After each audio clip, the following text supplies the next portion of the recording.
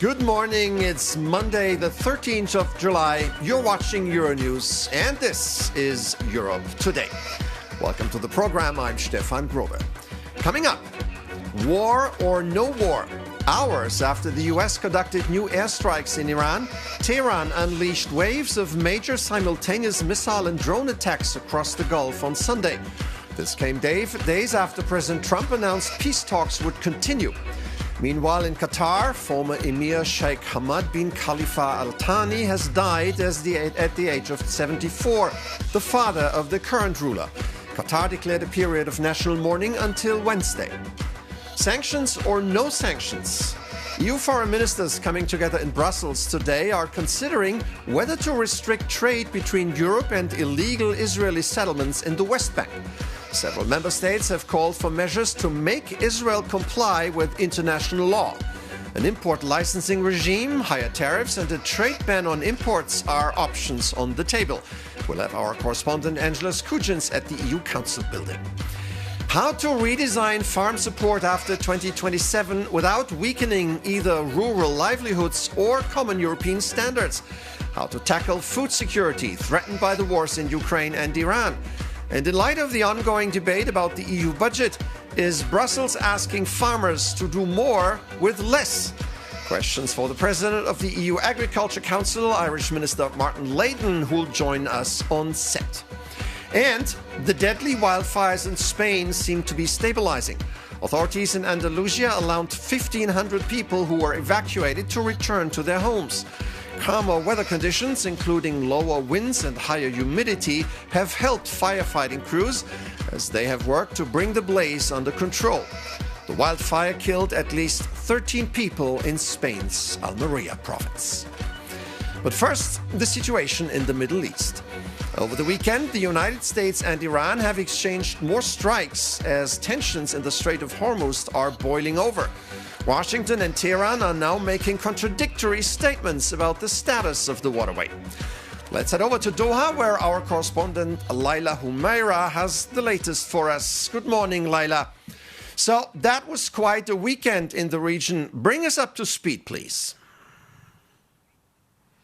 Good morning, Stefan. Yes, that's right. Gulf nations have once again found themselves on the front lines of this conflict and confrontation between the U.S. and Iran. Now, overnight, the U.S. conducted new airstrikes on southern Iran, prompting Tehran's retaliation against U.S. bases in the region. Now, just 24 hours ago, countries like Bahrain, Kuwait, the UAE, and here in Qatar had intercepted a barrage of missiles coming from Iran and activating those national emergency alerts. Now, Washington, on its part, said that those airstrikes it conducted in Iran over the weekend was in response to a ship that was attacked in the Strait of Hormuz by Iran. Now, here we see time and time again the events unfolding in the Strait of Hormuz become either a major sticking point in the negotiations or a major escalation point in the aggression and conflict between the U.S. and Iran. So that's where we stand, a heightened state of alert all over again in the Strait of Hormuz, and a big question mark over what this all means for the negotiations and peace talks. Stefan. And the Iranian attacks on the Gulf countries also came at what would turn out to be a sensitive and somber time in Qatar with the passing of the former ruler of the country. Laila, what's the mood like in Qatar right now? Yes, unfortunately, hours after intercepting those missiles from Iran, Qatari officials on Sunday morning announced the passing of the former ruler of Qatar, Sheikh Hamad bin Khalifa Al Thani.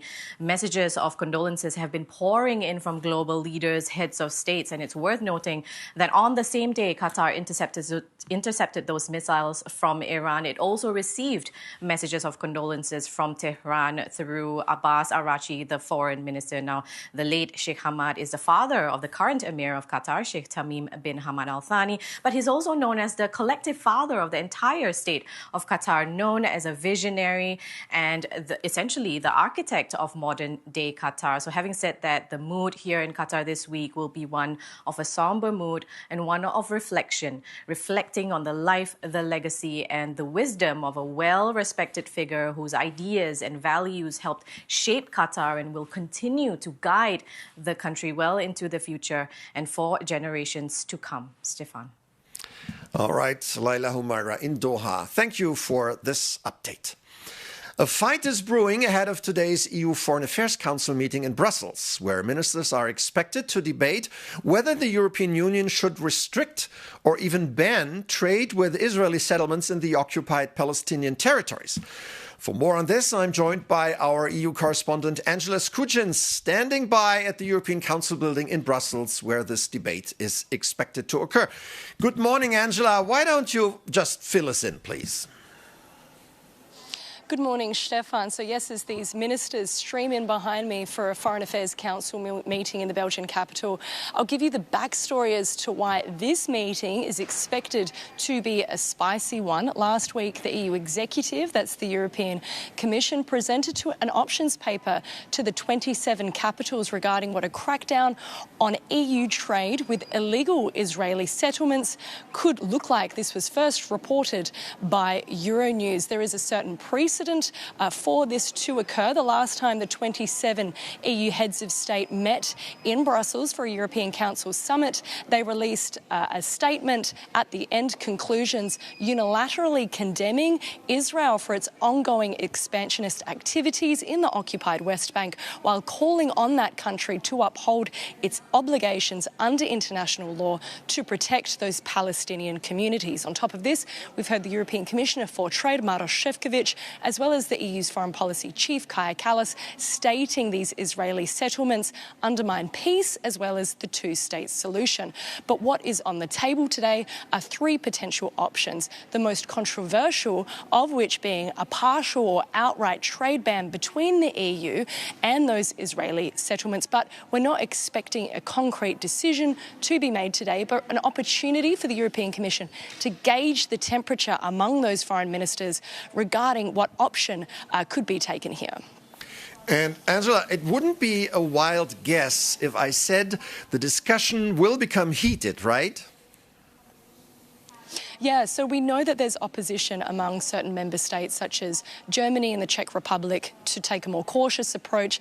But there are stronger voices, particularly coming from Belgium, Germany and the Netherlands, for this outright trade ban. On top of this, those certain member states want the 27 out of 27 to vote in support here, raising the bar, versus qualified majority vote being 15 out of the 27, lowering the bar here. So not only are we expecting the debate to centre around what approach should be taken, but also how this approach should be taken. But as these updates come through, we'll be providing those to our readers on Euronews. All right, Angela Skujins at the European Council for us. Thank you very much. Today, the Hungarian parliament will vote to amend the constitution, which mostly aims to remove the country's president, Tamás Súlyog, whom Prime Minister Peter Magyar has called Viktor Orban's puppet. This forceful and certainly unusual approach has drawn concern from several NGOs and advocates for the rule of law. To make sense of it all, let's bring in our Hungary expert, Sándor Síros. Good morning, Sándor. Good to see you. Morning, Stefan. So, Sándor, why is Magyar targeting the president, and what comes next? So, Magyar wants to start a new political era in Hungary after his landslide election victory in April. And as you said, he wants to remove all of the, what he calls, puppets of Viktor Orban, so key officials holding power behind the scenes. So the president, the chief prosecutor, the president of the media authority, because he wants to establish a new system. And now you know what's going to happen. Today the parliament will surely approve these constitutional amendments because the ruling party has supermajority, and then the president has 5 days to sign or not to sign these constitutional amendments. If he is not signing it, the parliament could withdraw his mandate, so I expect him to be out of office next week. Sándor, honestly, we don't see every day that a president, a head of state, is being removed after a change of government in an EU member state. What has this to do with democracy? And is the EU Commission or the other EU institutions, are they doing something about it? Indeed, this is a very interesting question, and it's a little bit paradoxical because, first of all, I don't recall any other EU countries, firing, kicking out a sitting president from the office by a government. So this is something new. We never seen this before. But on the other hand, the Hungarians knew this because it was a key electoral promise from Péter Magyar. He said it many, many times. If he comes to power, he will kick out this president. So people actually voted for this. So it's also legitimate in a way because he has a lot of support for doing this. On the other hand, the opposition, Viktor Orbán's Fidesz party, thinks that this is the first step towards a dictatorship. They called for a protest last week. And on the other hand, what you asked about the European Union, so far the European Union is completely silent about this. They are saying they monitor the events. In my view, they are silently approving this move because they support Péter Magyar's government to make this democratic turn and to go towards the EU values. All right, Sándor Síros, as ever, great stuff. Thank you very much. As geopolitical tensions drive up energy prices and Europe's dependence on imported fossil fuels remains under scrutiny, the debate over the continent's energy future has taken on new urgency. In a special Euronews double interview, EU Energy Commissioner Dan Jurgensen and International Energy Agency Executive Director Fatih Birol argue that Europe's answer lies in accelerating electrification, expanding power grids, and making electricity cheaper than fossil fuels. They spoke to Euronews' Maria Tadeo, who started by asking them how they would reassure European citizens and businesses. So your message for Europeans who, again, they look at prices at the pump and they're going, oh, God, here we go again. And European companies is we're not in a situation of panic yet. We can handle the summer. Well, first of all, we should never be in a situation of panic. I would say panic is not a good place to be. But we are in a very serious situation. And I'm not telling people or companies or businesses or decision makers not to be worried. There is, unfortunately, reason to be worried. But we can act, and we will act. One of the things that I am arguing, that we in the Commission are arguing, and that Fatih Birol is supporting, is we really need to do whatever we can to electrify our economies as fast as we can. Because there's many things we can do to be independent of fossils. Many of them takes years. But electrification is something that you can do and that will have an immediate effect. Well, the Europeans have also said they will not pay for passage. But as it stands, do you now begin to factor a scenario in which, and I know it's extreme, but do you think $100 a barrel oil is possible? What numbers are you looking at in terms of your new scenarios? Yeah. It is. There are so many uncertainties, but the uncertainties are not related to energy sector. It is related to the politics and what is happening in the conflict over there. If Hormuz is closed again, we may see upward pressure on the prices with significant implications on the economies. And you have a number in mind? Is in your conversations with the Commissioner, did you say be prepared to this level? I don't need to tell the Commission is always well prepared, but I can tell you that the entire world should be prepared for the worst case, which we hope will not materialize, but we really need to be prepared for this worst case scenario. And what does worst case mean? If the Hormuz is closed again. and prices go up to a particular level? Where do you see a trigger point? If you push the prices up, today it is $75 and so on, and it may really push the price up if the Hormuz Strait is closed once again. What is the key now for Europe to be able to have homegrown energy at an affordable price? Because what companies in across Europe continue to say is competing on the energy front with the U.S., which is pretty much self-reliant, and the Chinese, is very difficult. So here, the main option we have is electrification. We have to electrify our energy, our economy as much as possible, which means more electric cars, more heat pumps, industry more electrified, and because we can generate the renewables, solar, wind, also nuclear power and others at home here, and therefore reduce our vulnerabilities vis-à-vis what is happening in this country, that country, as much as possible. In my view, this should be at the center of the European energy strategy. Maria Tadeo there speaking to EU Energy Commissioner Dan Jorgensen and IEA Executive Director Fatih Birol. As wars and trade tensions reshape global markets, Europe's food security is once again under pressure. The conflict involving Iran has sent fertilizer prices climbing, raising fresh concerns for farmers and consumers alike.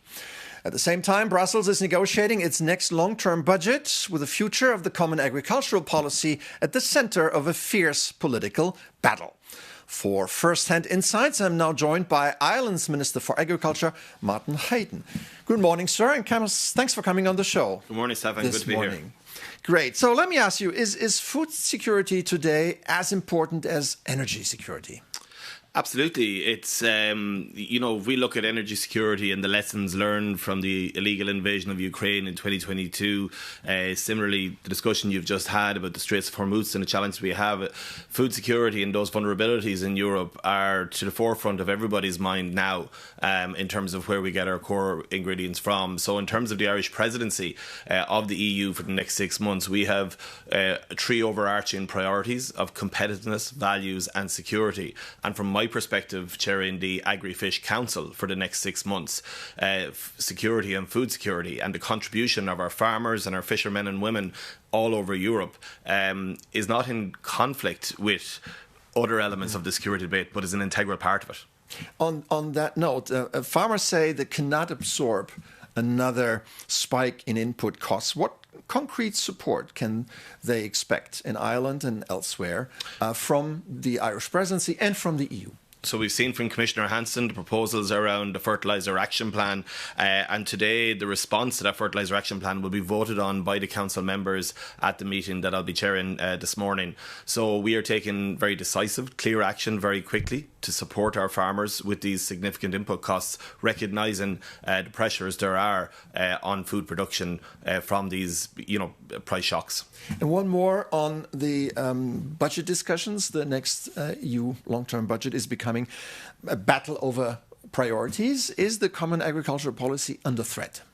Well, I see the Common Agricultural Policy and my colleagues on the Agri-Fish Council, the Ministers for Agriculture and Fisheries all over the EU, see the CAP and the CFP having delivered so much for Europe in the past, being an integral part of our future as well. And from a presidency perspective, the development of the negotiations on the multi-annual financial framework will be progressed significantly under Ireland's presidency, and we will act as that honest broker, taking on board all member states' points of view and looking to get council positions to a consensus. All right, Martin Hayden, thank you very much for being on the program this morning. And now, what's happening at the World Cup?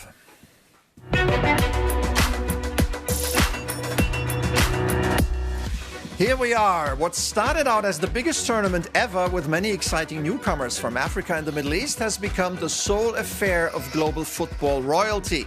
The last 4 teams have all won the World Cup before.